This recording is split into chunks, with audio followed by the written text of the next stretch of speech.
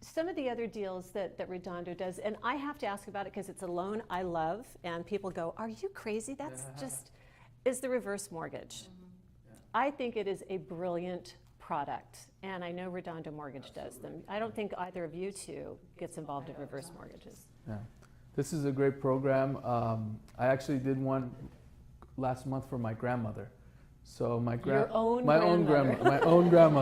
grandmother. So she came to me and she said, you know, I heard you guys do this program and I want to know more about it because my grandfather had passed away, and so my grandmother was she has a nice house in Redondo Beach, and she was, you know, on fixed income. My grandfather was receiving retirement. He passed away, so that income stream no longer there.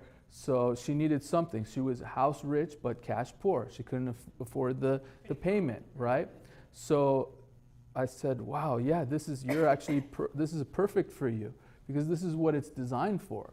You know, it's not designed for everyone. This is it's a specific type of scenario where it could really help. So yeah, anyways, we ended up getting it and it was fantastic. Now she doesn't have to worry about making the mortgage payment. That's the beauty of it. So how does it exactly work? So basically, if you recall, back like when I got in the business, like 2005, there was a program called negative amortization, if you guys recall that. So it's a very similar concept. Instead of making the payment, the borrower foregoes the payment, and what happens is whatever they would have paid gets added to the principal. It's amortizing negatively rather than a forward mortgage that's going down every month. This one's going up. Yes, exactly. So they don't have to pay the mortgage payment, but then the principal balance is increasing over time. And what's great is that you know, they don't, when they do pass away, the note's going to be due.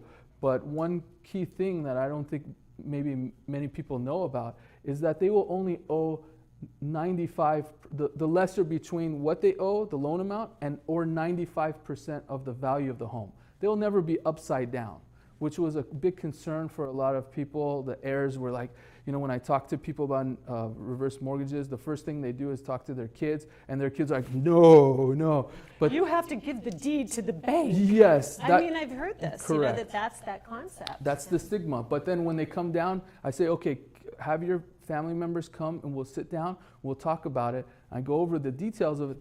They think, oh, why?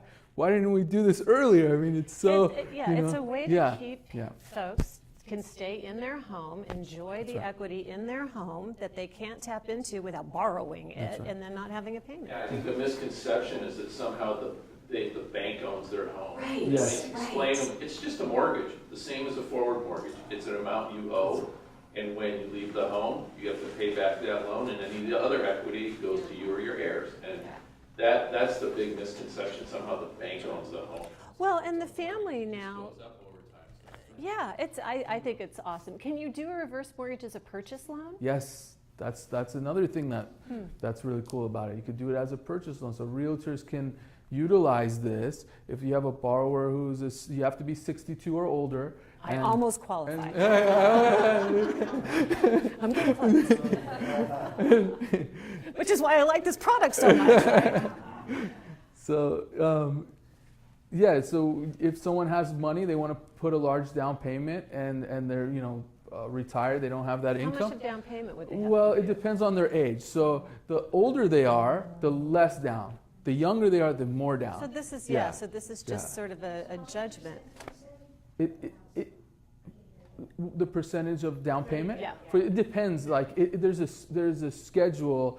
So depending on a few factors like the value of the home, the purchase price, and their age. Their age is a big factor, and also the interest rate. So depending on that, there's a calculation, and so typically, you're probably going to need around between 40%, right around there. Yeah, in most cases, yeah.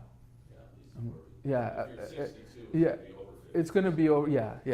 But you can almost kind of see a scenario where that might work, right? Somebody moving wants to downsize, but doesn't qualify for a monthly payment. Yeah. and you can transfer your taxes, right? It's just, I think it's a really worthwhile tool to think about. Questions? Yeah, we're happy. Then when the heirs, like, they have to refi, or how does that work? Yes, good question. So once the person passes away, the borrower passes away, then the heirs, they have about 6 months to a year to handle either refinancing the property or selling the property. Somehow they have to pay that note. But they'll work, the lenders will work with that. And they're not gonna be like, okay, the person passed away, you better pay it now or else we're gonna foreclose. They're not gonna do that. They're gonna give you time and they're gonna work with you so that it's a smooth transition. But the borrower has to remain in the property too. I think that's another factor. That's correct. Right? That's correct. They can't leave it more than 6 months? That's or, correct, yeah. yes. So it has to be owner occupied, that's one of the caveats. And they also have to be current on their property taxes and homeowners insurance. If they're not, then that's gonna be a red flag. The lender's gonna come and say, hey, what's going on, and check into that. So that's really important. But that homeowner is going to pay their own taxes and insurance. That is one expense they will have with the homeownership. Correct. They right? need to pay. They do have to be able to do that. They need to be able to pay. And you underwrite to that. Yes, but if there's times where the borrower, maybe it's tight for them, they can't afford that either, they can have that included into the loan. It's similar to impounds. You've heard of impounds, right? So where the lender takes the taxes and insurance and puts it into the mortgage. So that part could be also impounded in a similar fashion. Yeah, if they can. Yeah. Has it ever been that they live so long that then there's not enough? Do you know what I mean? Like, I'm watching a reverse mortgage now for Sure. this 92-year-old lady, and I'm watching it Right. creep, and I'm thinking, like, geez, what if she lives for 10 years? Then what? Yeah, so very good question. So if she lives forever, for 200 years, obviously it's gonna be upside down, but the most the heirs will have to pay is 95%. So she that's great. We want people to live a long time.